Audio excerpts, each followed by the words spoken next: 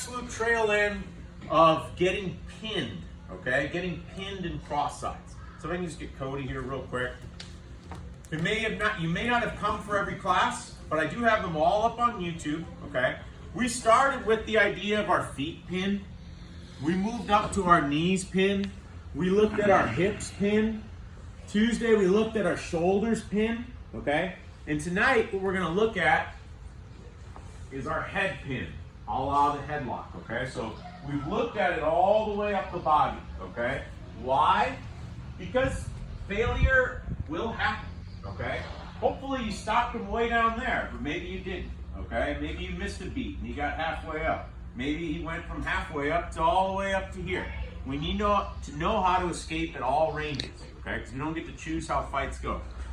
Headlocks and why they occur so often.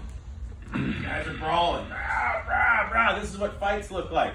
You guys just connect and they just feel themselves getting that head. They miss on a punch and they'll start to connect around the head.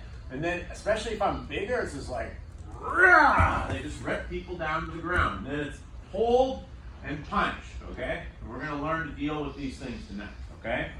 But let's first of all just learn to get into a very basic headlock because for some people, I suspect that Annalise has given no thought to headlocking another human being for the last, however many years old she is, okay? I'm sure she's not thought about this.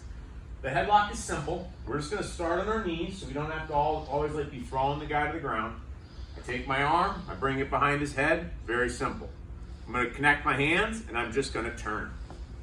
Turn and bring him down, okay? I'm on my side, okay? That's all I need. We're gonna deal with some variations, but I don't wanna see you like this on your knees. This is not a headlock. It's very easy. He doesn't really need much of a thing to escape from that. He's just gonna pop right out. I need to be on my hip for that. If he does that same just kind of pop out, it's hard because I have weight on him a little bit now. For the whole night, I want you to be connected to his neck, but I don't want you to be squeezing his neck so hard that when he comes out at the end of the class, he's like, yeah, Jesus, the guy was on my neck all night, okay? The neck is a sensitive tissue.